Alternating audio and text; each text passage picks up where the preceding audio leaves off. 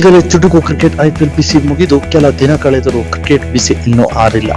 ಅದರ ನಡುವೆ ಭಾರತ ವಿರುದ್ಧ ಐರ್ಲೆಂಡ್ ನಡುವೆ ಚುಟುಕು 2 ಪಂದ್ಯಾವಳಿ ಆಡಿರುವ ಭಾರತ ಎದುರು ಈಗ ಐರ್ಲೆಂಡ್ ಪಡೆ ಉತ್ತಮ ಪ್ರದರ್ಶನ ಮಾಡಿ ಮೊದಲ T20 ಪಂದ್ಯಗಳಲ್ಲಿ ಗೆಲುವು ಸಾಧಿಸಿ ಐತಿಹಾಸಿಕ ಗೆಲುವು ಸಾಧಿಸಿ ದಾಖಲೆ ಬರೆದಿದ್ದಾರೆ.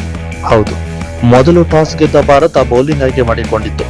ಇದಕ್ಕೂ ಮೊದಲು ತಂಡ ಆಯ್ಕೆಯಲ್ಲಿ ಸ್ವಲ್ಪ ಎಡವಿದರು ಅಂತ ಅನಿಸುತ್ತಿದೆ. ಇನ್ನೊಂದೆಡೆ ಎಲ್ಲೋ ಸ್ವಲ್ಪ ಅತಿಯಾದ ಆತ್ಮವಿಶ್ವಾಸ ಭಾರತ ತಂಡದ ಸೋಲಿಗೆ ಮುಖ್ಯ ಕಾರಣ ಆಗಿರಬಹುದು. ಮತ್ತು ಭಾರತ ಕೆಲ ತಿಂಗಳುಗಳಿಂದ ಭಾರತ ನೆಲದಲ್ಲಿ ಆಡಿ ಅಭ್ಯಾಸ ಆಗಿ ಹೊರ ದೇಶದ ನೆಲದಲ್ಲಿ ಆಡೋಕೆ ಕಷ್ಟ ಆಗಿ ಸೋಲಿಗೆ ಇದು ಕೂಡ ಒಂದು ಕಾರಣ ಆಗಿರಬಹುದು. ಇನ್ನು ಕೊನೆಯದಾಗಿ ಬಂದ್ರೆ ತಂಡದ ಆಟಗಾರರು.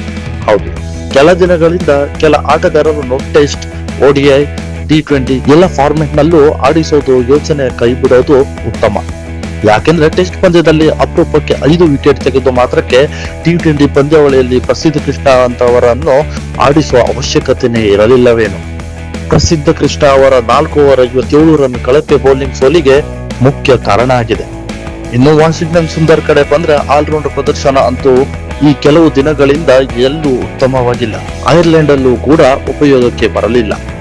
ಮತ್ತು IPL ನಿಂದಲೂ ಕಳಪೆ ಫೀಲ್ಡಿಂಗ್ ಮಾಡುತ್ತಲೇ ಮುಂದುವರೆಸಿದ್ದ ದುಬೆ ಕ್ಯಾಚ್ ಕೈ ಚೆಲ್ಲುವಲ್ಲಿ ಯಶಸ್ವಿಯಾಗಿಯೇ ಮುಂದುವರಿಸಿದ್ದಾರೆ. ಇನ್ನು ಬ್ಯಾಟಿಂಗ್ ವಿಭಾಗಕ್ಕೆ ಬಂದ್ರೆ ಅಭಿಷೇಕ್ ಶರ್ಮಾ ಬಿಟ್ರೆ ಯಾವ ಒಬ್ಬ ಆಟಗಾರನು ಉಪಯೋಗಕ್ಕೆ ಬರಲಿಲ್ಲ. ಒಂದು ತಂಡ ಸೋಲೋಕೆ ಇಷ್ಟು ಸಾಕಲ್ಲವೇ? ಇದೆಲ್ಲ ನೋಡಿದ್ರೆ ಹಾರ್ದಿಕ್ ಪಾಂಡ್ಯ, ಚಕ್ರವರ್ತಿ, ಕುಲ್ದೀಪ್ ಯಾದವ್, ಬೂಮ್ರಾ ಅಂತವರ ಅವಶ್ಯಕತೆ ಭಾರತ ತಂಡಕ್ಕೆ ಎದ್ದು ಕಾಣಿಸುತ್ತಿದೆ. ಇದರ ಮಧ್ಯೆ ಉತ್ತಮ ಪ್ರದರ್ಶನ ತೋರಿಸಿದ ಐರ್ಲೆಂಡ್ ತಂಡಕ್ಕೆ ನಿಜವಾಗಿಯೂ ಅಭಿನಂದನೆ ಸಲ್ಲಿಸಬೇಕು. ಇದಿಷ್ಟು ಭಾರತ ಐರ್ಲೆಂಡ್ ಪಂದ್ಯದ ವಿವರ ಆಗಿದೆ. ಇನ್ನು ನಿಮ್ಮ ಅನಿಸಿಕೆ ಕೂಡ ಕಮೆಂಟ್ ಬಾಕ್ಸ್ ಅಲ್ಲಿ ತಿಳಿಸಬಹುದು.